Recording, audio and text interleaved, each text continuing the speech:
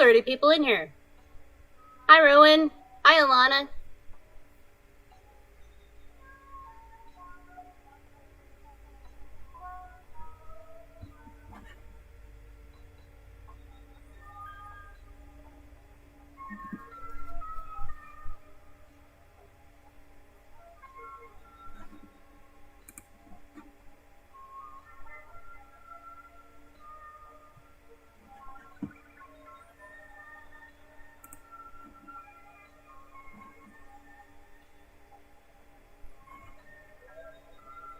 Hello, Gina.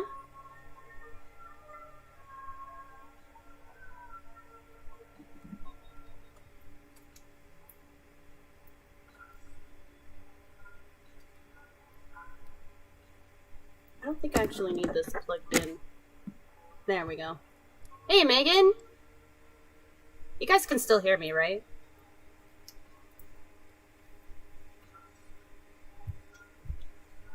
Hi, Susan!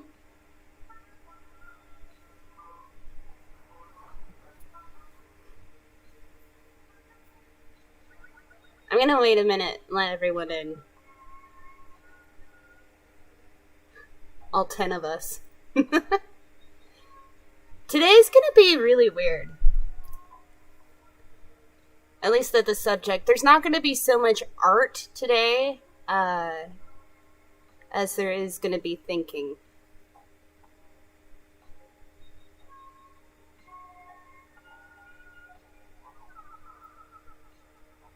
Hello, Alana. Hi, Morg.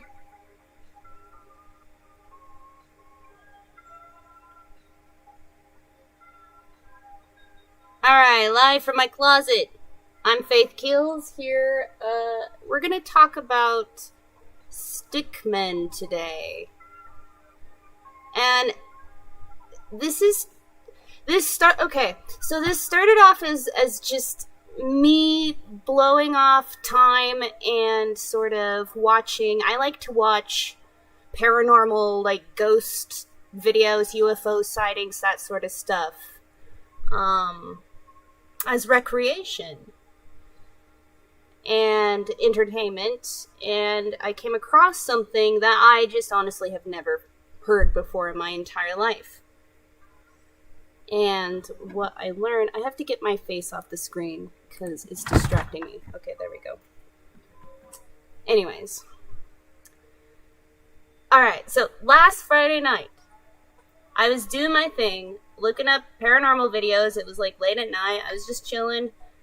And I came across this one weird video that just said, like, stickman sighting.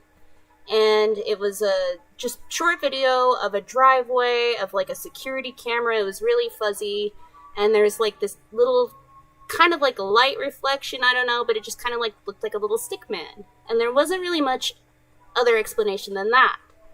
And I'm like, this is weird.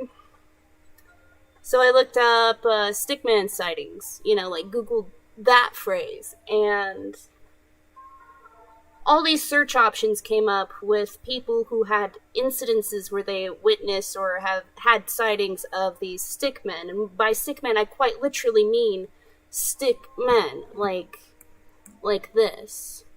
Or women. Or maybe they don't have any gender. What about that? Yeah, I know, that's funny. But, okay, so, like I said, this started off as just looking up bullshit. And so I decided that, hey, why don't I include this into the topic for the live stream? Because paranormal stuff is fun, and it's just like a lighthearted way to maybe touch base on some really important core Hyperian things, which is more of what I tend to do as a goal,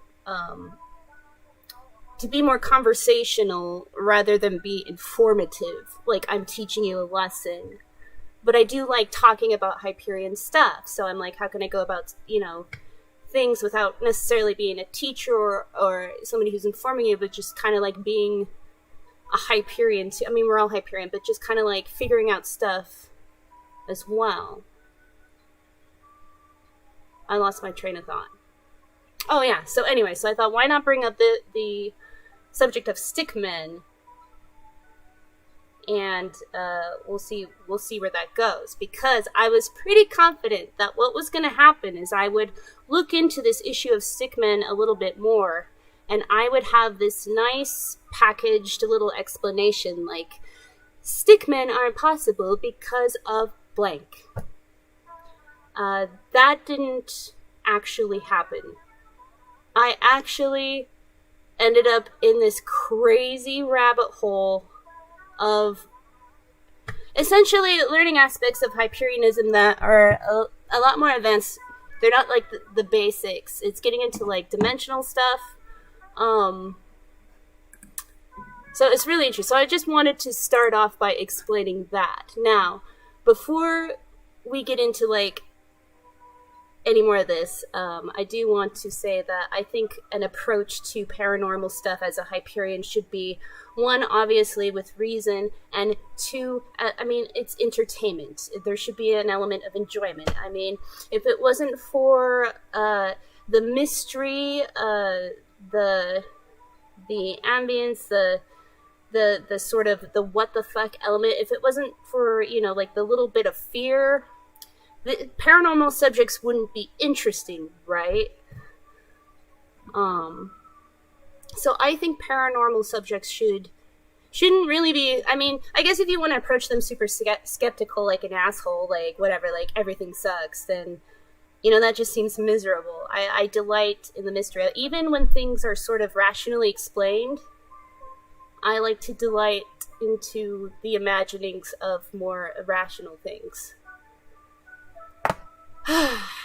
It's getting really hot in my closet. So stickmen. Quite literally stickmen. Black stickmen. We'll look at this kind of general description. Now, in this general description over here, kind of ignore the stuff on the bottom. There's just this one paragraph here that I think kind of hits the nail on the head. It's weird because there's a kind of a lot of different descriptions out there of stickmen, but there's one that kind of encompasses all the factors. So, black stickmen are a species of strange humanoid beings rarely seen by humans. They are often described as being similar to a typical cartoon stickman, making them some of the strangest beings ever encountered. Black stickmen are often described as being exactly identical to the typical cartoon, tall, thin, and black in color, and they are said to move in an odd galloping motion. So just kind of like they're almost like they're floating, and then some even to have said they're floating above the ground. So supposedly they are two-dimensional creatures, meaning that no matter how you look at them, it's the same. So it's like that kind of blackness that completely absorbs light. You ever heard of that that color, that black paint or the black cloth that completely absorbs light? And so it's like the darkest black ever. I'm gonna check the comments. Oh hey, there's a lot more people in here. Hello, Odd Dream. Are you guys with me so far? This is weird, right? And then there's other description around these black stickmen.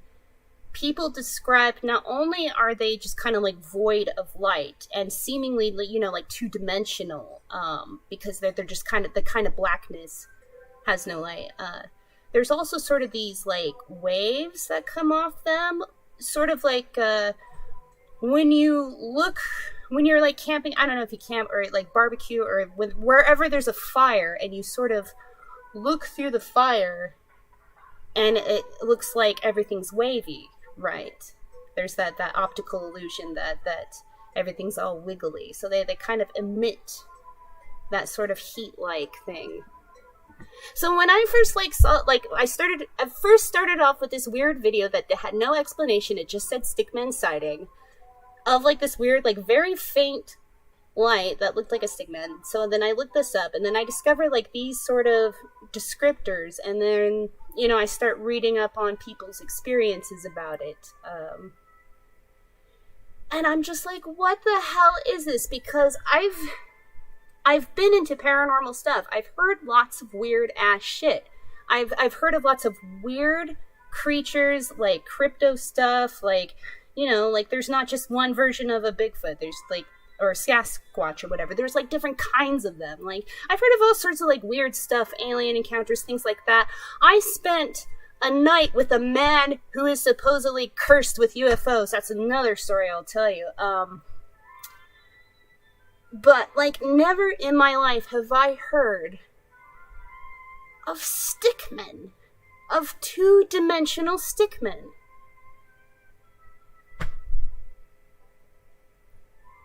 So if you look up the sort of experiences that people have with these stickmen, I mean, we could probably like pull up some videos and read some things now, but I'm not sure that's actually necessary. I recall one, it was a truck driver, and he saw a distinct, sort of stickman, but it was like not standing up, walking like a person. It had shorter limbs, and it was sort of elongated on the ground, sort of like horse-like, moving across the road really fast. There was another account of a couple in a car, and one person saw a distinct stick person kind of galloping across the freeway, and the other one didn't. But yet other cars on the road screeched to a halt as if they saw it too. Things like that. People had accounts of witnessing stickmen as children. One person described witnessing a stickman in a sort of parking garage that, wasn't occupied at the moment, and described the experience of running into the stick person as, really uncomfortable, like they shouldn't have seen them. And even the stickmen, a lot of these incidences too, the stickmen notice that they're being noticed, and they always act alarmed, like they're not supposed to be there. But then it's always like an imbalance with these accounts of stickmen. Some of them say that they're more like sinister, and then other ones say that they're more alarmed and surprised and want to get away.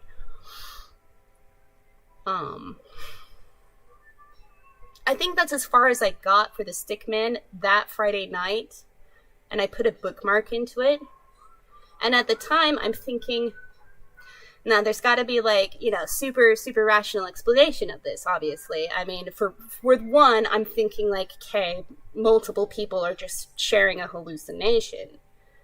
I mean, for God's sakes, most of humanity, I don't know if that's a true way to say it, most of humanity, but, like, a big part of humanity believes in, God, or, like, invisible skyman, or deities, things like that. So, of course, why wouldn't people start to, like, see stickmen, I guess.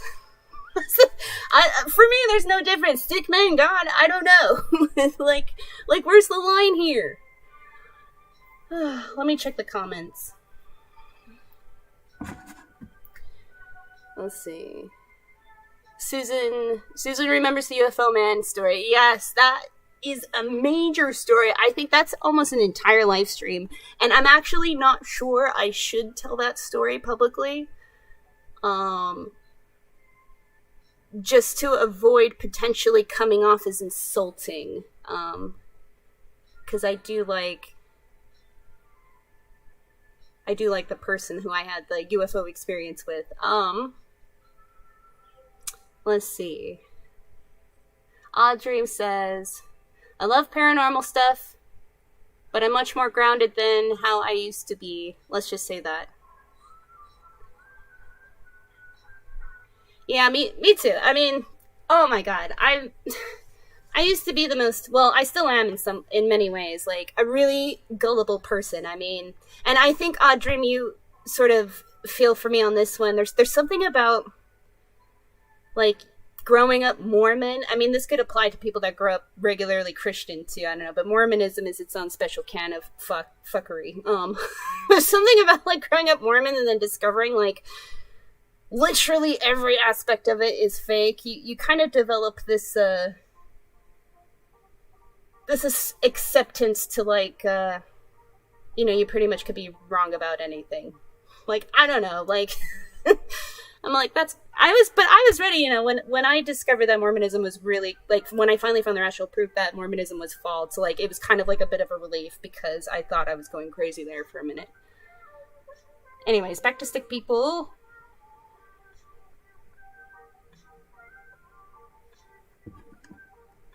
Let's see.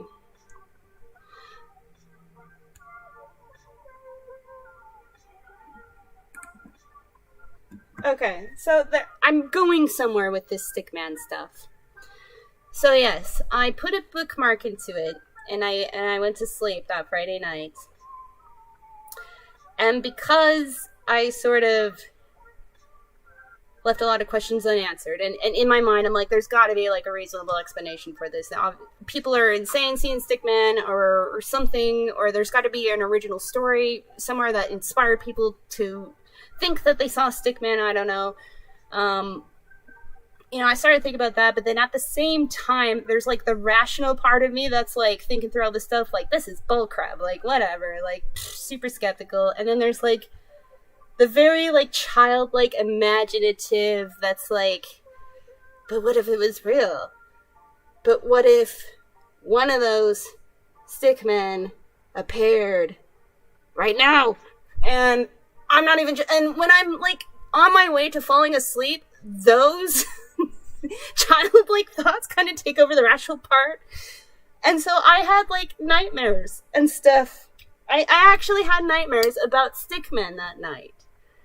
Like where I woke up and I was like sweating, like because I kept like being afraid that I was going to see stick people, like, and not like any special circumstance, like it was weird. Like I was half asleep and kind of half not. Like I was asleep, but I was dreaming that I'm laying in my bed trying to sleep. And then there's stick people kind of like walking around the living room trying to knock stuff over and bother me.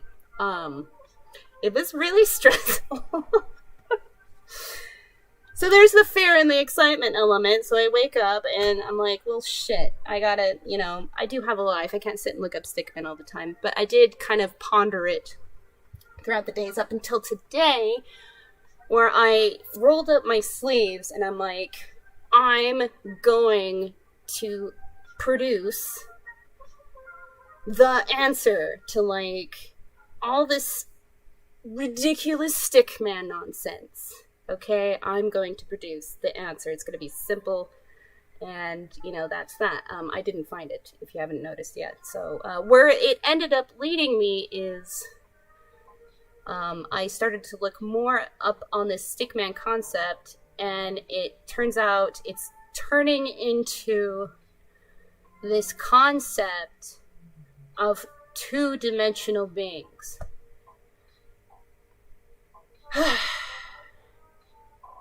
Okay. So I'm like, we've gone from just like sheer paranormal absurdity to like, now we're gonna talk about dimensions. I don't know jack about dimensions. I know that there's 6 dimensions. I looked up this article about this one particular science who supposedly has the mathematics for that show that two-dimensional beings are possible. And I'm not knowledgeable about math enough. Obviously, I mean, ontological mathematics is the mathematics that explains reality. So, like, I don't know. It gets conflated for me when I look into stuff that's mathematical and I don't understand a lot, but I know enough. So I'm kind of like looking at this article and I'm just kind of like glancing at this scientist math and whatever, and I'm looking for those comfortable like Hyperian like pillars, those main factors that you cling to. Like when anybody says something like mathematical or science, it's just like, okay, but where's 0 and where's the mental domain and that stuff, and it didn't have any of that. So I'm just like, that doesn't seem helpful at all. So what does Hyperianism say about 6 dimensions? Here's where it turned into the rabbit hole, because what was just entertainment has now opened up like all these fucking questions and all these realizations that I just don't really know much about dimensions. I get the concept of the immaterial mental domain and like the physical domain, but like when it comes to dimensions, like what? So what do? You go to the God series. You go over there. Mike Hockney, help me. I got the book on six dimensions, which, you know, the God series book on six dimensions, which is very mathematical, of course. So I'm reading through that. And yeah, I'm not finding any sort of like just simplistic statement that might like help me, you know? And so I'm feeling frustrated. And then, I don't know if Morg's still here. So I'm like, hello, Morg, read a book. So I get Morg's book, which I have here.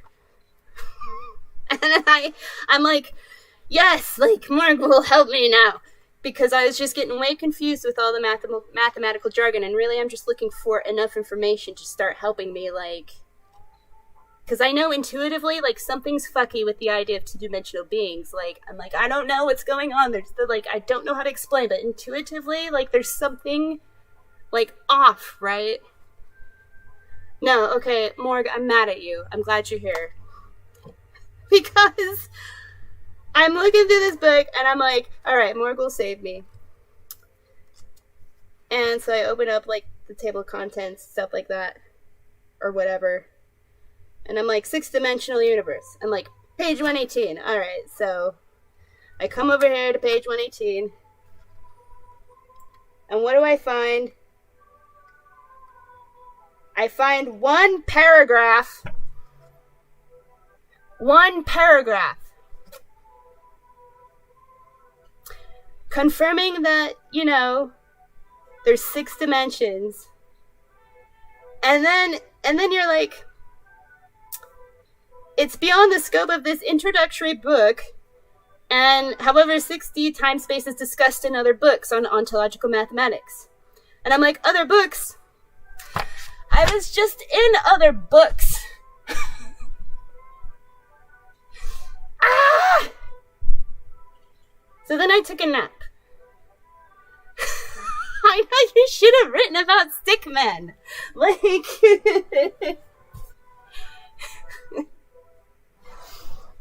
So, no, that's okay. I mean, no, I get it, because, like, I started to read into 6 dimensions, so I go back to the 6 dimension book by the, you know, God series. I think it was Mike Hockney. I never keep all the things straight. And I'm still reading jargon. And I'm like, I'm just trying to find, like, a little bit of verbiage to, like, go off. I'm not trying to find anything overly complicated. So then I think, like, I'm just like, all right, well, let me think about it myself for a minute. I'm, like, sitting there napping, like, feeling all, like, defeated because, like, there's this whole area that I don't understand. It doesn't mean that I can't understand it eventually. Morg, I'm trying to disprove two-dimensional beings, okay? I'm taking everyone along with my thought process. God, jeez. Ruin my live stream. I'm trying to explain to everyone how your book wasn't helpful. Anyways, no, back to me. So I'm so I take a nap and I get all frustrated and stuff because there's this whole area that I'm not understanding. I'm like, obviously I need to read the entire book on the 6 dimensions with all this math jargon that I'm going to gain like an intuitive portion of, but still won't quite grasp. And it's just like, it's just super exhausting. So I'm like, I'm just trying to think about this simply. Like, okay, there's like there's the immaterial domain, and there's mental domain, and then there's the physical domain, okay? And then I'm like, oh, I recall an actual God series book by Jack Tanner on the ghost dimension, who was talking, and I couldn't remember exactly what, was talking about sort of areas between like the source, you know, like the immaterial domain and like the fully physical manifested domain. and like how ghosts are able to be in between that. There is a book by Jack Tanner called the Ghost Dimension. He also writes Ghosts Are Real. If you're already open to the idea that ghosts are real, I would just skip the ghosts are real and go straight to the Ghost Dimension.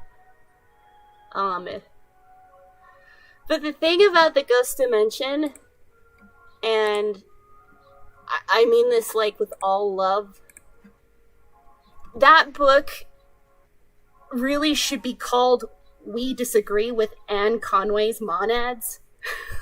Because that's pretty much all what it's all about. It's not sensationalized at all.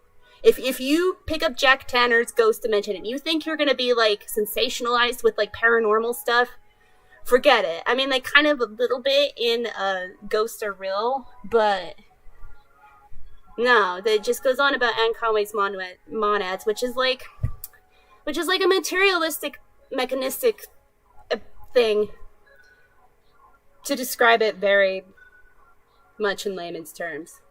And she only used that word once in like a footnote. Let's see. So anyway, so I'm looking in this book, and finally I found something that at least helps me in this. And what Jack Tanner wrote in this book for the Ghost Dimension is, imagine that reality comprises two elements. One, space-time, the material universe, and two, non-space-time, the immaterial universe. Any valid theory would then have to cater for both elements. And I'm like, well, at least I'm getting somewhere. At least I'm getting somewhere with that. But I still have like so many damn fucking questions.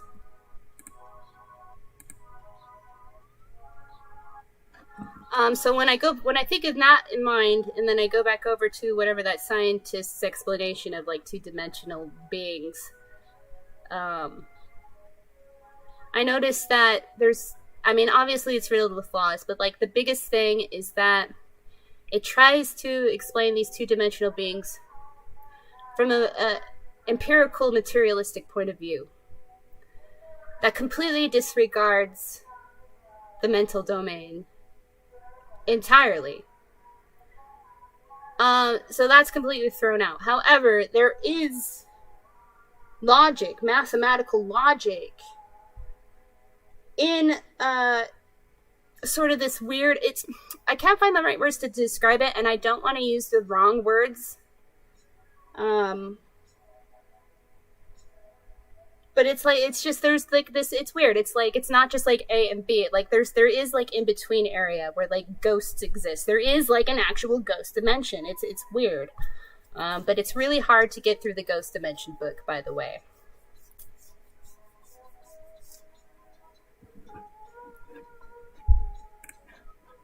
So, there you have it. Stickmen. Any questions about the stickmen? I still don't know. Okay, so what is stickmen? I don't know. I still don't know enough about two dimensions to... And the thing about that scientist that was talking about, like, two-dimensional beings, too, they were kind of talking about the two-dimensional... second dimension, like it was completely separate from us, like, and what we were experiencing. And then they just started to get into, like, 11 dimensions, stuff like that, multiple ones, which, it's like, I know enough, I understand enough to know that there's 6 dimensions.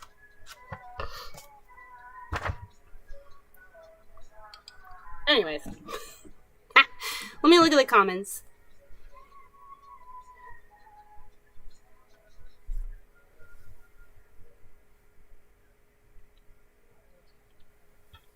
Yeah, get with the program.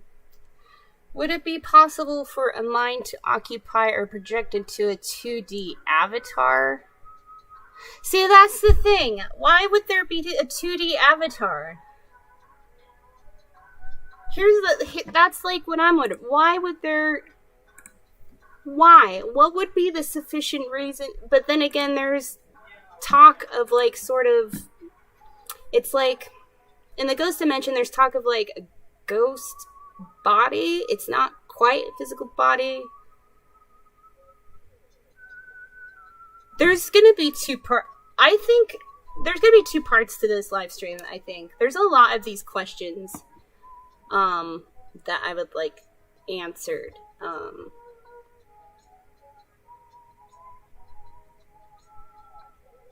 What were some of my notes? Okay, so some of my thoughts. Stickman is not just appearing and disappearing from nothing or nowhere. Okay, basic stuff. Like, there's not like Stickman just appearing. Like, things just don't poof for no reason. And then, like, poof, they're gone. And then, my question. Why would the two-dimensional world or whatever be separate from ours? And would it be something like halfway between the source and the holos, like an incomplete mathematical code? Or is it an entity caught between no extension, zero, and full extension? Somewhere between singularity and reality. Why would monads do that, though? It just seems like really impractical. Like, I don't know, like what the point of that would be. Where did you guys go? Where's the comments? Here we go. No one said anything. Okay. So here I am alone, raving about two-dimensional creatures that I cannot confirm nor deny right now. This has all been a very big headache. Welcome to Hyperianism. No, I think this is a good example, though, to show, like, how a lot of explanations of reality really aren't simply packaged into one or two sentences so that it's convincing enough to, or impressionable enough to really, like, change the world. Let's see. Somebody said something. Morgue. Sounds like a projection of the unconscious. See, that's what I was thinking, like, in the very beginning of all this. You got one person who perhaps genuinely, like, hallucinates like a stick person, like, and maybe somebody else does that. But perhaps maybe there's something about a stick man that's ingrained deeply into, like, a collective unconscious. And you get one person saying something about it, you get another person, another account. Maybe somebody actually lies about it and then contributes to that. And then it grows and grows and grows from there.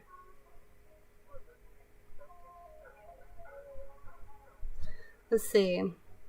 Problem with the non-6D theories is asymmetry. We have 6 dimensions because it includes all the necessary math. More is impossible and less is absurd. More is impossible and less is... That brings up a good point. Like, there wouldn't be...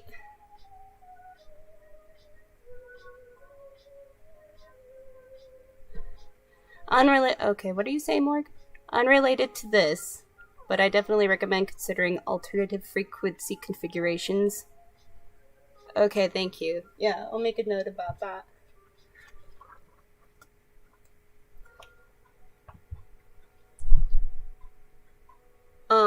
Where was I? Oh yeah, so more dimensions is impossible. There's no sufficient need for more dimensions than 6. And we wouldn't have this manifestation of reality with any less. I don't think two-dimensional beings exist. Is that safe to say? Like, that's a hard no? But then again, I don't feel like I understand this enough.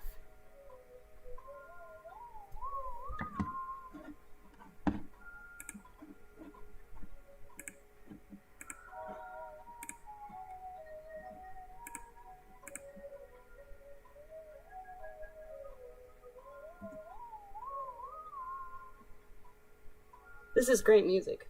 Great. It goes perfectly with my confusion.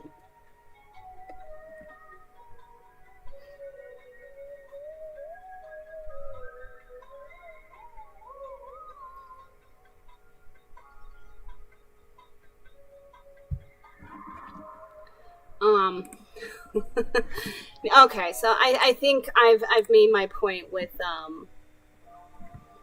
Stickman. Let's see.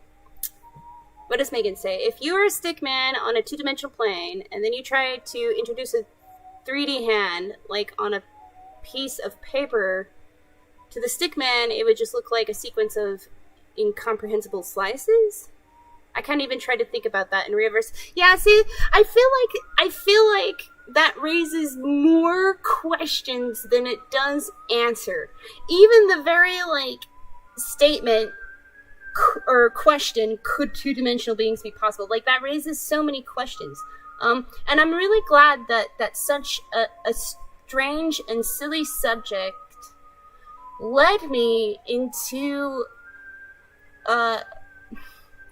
sort of being inspired and compelled to understand, you know, something about the Hyperian system, or about what we teach, like, more thoroughly. Like, I've got a lot to learn. Like, I'm still gonna finish the God series book on 6 dimensions. I don't know how much I'm gonna understand from that. You guys would be surprised, though. I don't know if any of you, if you're, like, more of, like, a feeling type like me, if you've ever just tried to, like, just dive into something, like, complicated and mathematical, and just kind of, like, go through it. The experience for me, especially when I had, like, experiences where I would listen to, I have had some moments where I've been on the phone with Susan and Christina, you know, Christina, who they do our ontological mathematics series. I have listened to them before, like, go back and forth about mathematics. And as a feeling type, you know, it's kind of like you're sitting at a campfire with other people who are speaking a language you haven't heard before or don't understand, but after you observe them speaking about it, you sort of start to gain a grasp of what they're talking about. Maybe not the exact words per se. So that's kind of like how I feel like diving into mathematical stuff as a feeling type, to just go ahead and do it, because the intuitive understanding does increase, and I find, like, and then I start to get something technical here and there, and it adds on and builds up. But it should be thought of as trying to understand a language. I don't know how to describe how I was trying to just understand math before. I don't know, math kind of just seems like this thing, like this obligation, but if you try to approach it from understanding it like a language, and sort of take the pressure off, like, try not to, like, focus so much on the details maybe at first, and just soak it all in, and then it's like you gain this very low impression of it, and then, like, you gain a little bit more, and then, like, the intuition grows, and then as the intuition grows, the technical terms, the details, the facts, the actual math, like, that starts coming with it.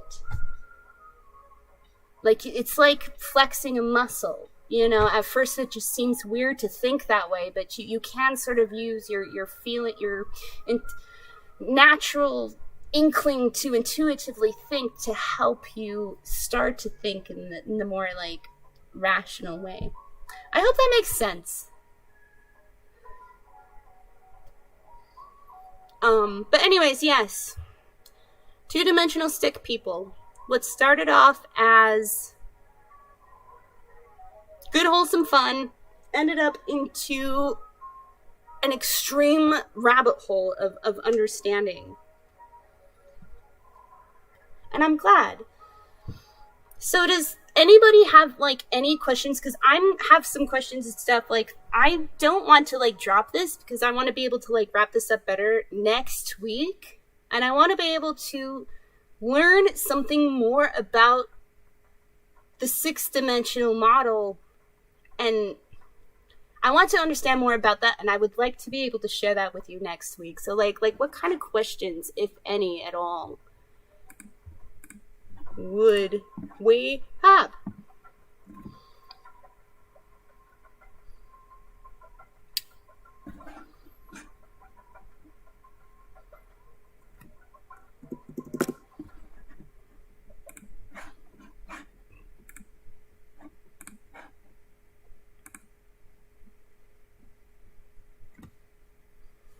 Whew.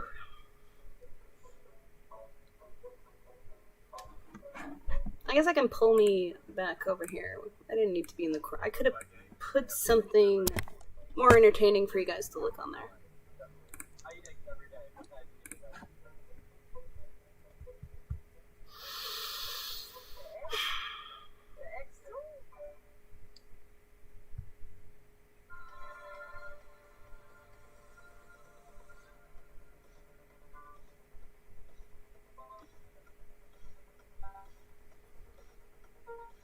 There is a delay, by the way, from when I say stuff and when you guys see it.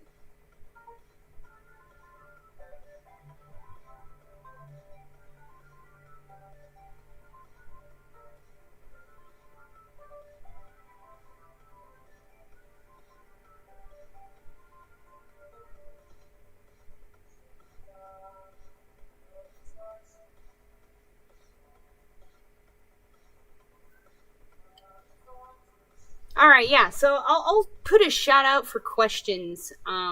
Like I said, I'd like to be able to learn something more and be able to explain something more. I hope you guys are enjoying the live streams. My whole goal with these live streams, honestly, is to hang out and just connect. That's it. Like, we don't really have to do anything. I did forget to tell you that I did bring Loppy today. Loppy, the revolutionary unicorn. Loppy, the revolutionary unicorn. And I also have like one other stuffy, which is newer. And I got this one at the Los Angeles Natural History Museum, which is the most wonderful place ever. Unfortunately, I didn't get to stay there as long as I wanted, and I didn't get to examine a lot of the specimens for as long as I wanted. But I did manage to get this little guy, and as you can see, he's got his bones and his meat showing. So I call him Meaty. And Rowan gave me this idea. Meaty is a dialectosaurus. Because he's got the 3 horns. So we got Loppy the revolutionary unicorn and Meaty the dialectosaurus. And yes, I do sleep with these.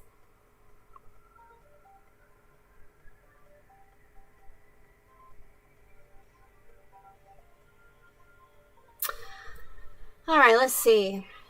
Alana, it was good to see you. I hope you do come back next week. Let's see. Susan says, I love this kind of stuff, but I also want to hear about art and music too, if you'd like. You know, Susan, actually, because I don't think, if I come back to you guys with something to learn about 6 dimensions, I don't think it's going to take that long, because I just want to bring a little fact or something like that. But, I actually do have a next thing planned. Subject plan, and it is very creative and art oriented, but it's also like oriented around thinking too. And I'm going to be sharing one of my favorite books. It's a big 1970s book. I think it was made in 1979 actually. But this book is filled with these phenomenal paintings of alien worlds, and there's the point of the book is talking about how imagination and thinking creatively and abstractly is often, you know, even though these imaginative thoughts are seemingly irrational, a lot of the times they accidentally lead us to figuring out stuff very rationally. Much like how I was looking into stickmen and then started to learn about 6 dimensions. But when I go through this book, like, really, we're just going to look at cool pictures, and then I'm going to read a description about a specific picture that's, like, my favorite, and it's essentially, when I do this, like, I'll be sharing one of my dream worlds with you guys. So I hope you'll be into that. It's really hard to convey subjective experiences and try to make a connection like that, you know, like, hey, here's this thing that really touches me in this way, and I could describe that to you, but, perhaps you won't feel the same way. But I'm going to try, I guess, invite you guys into one of my dream worlds that's very important to me. This book was really important to me. I had it when I was in junior high school, and I think I did something stupid like cut the pictures out of it and tape it to my wall. I did a lot of destructive stuff like that in my preteens and teens. I was always cutting my clothes or cutting paper, just destroying things, dismantling things, and assembling new stuff. I'm starting to lose my voice. Where's my drink?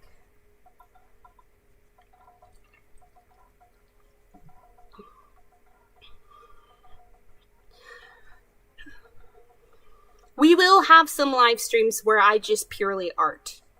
In fact, I was actually thinking this morning it would be kind of fun, to, write a song with you guys, and 2, make a video. Just a weird, I don't know, video of my face. Because we all love my face, don't we?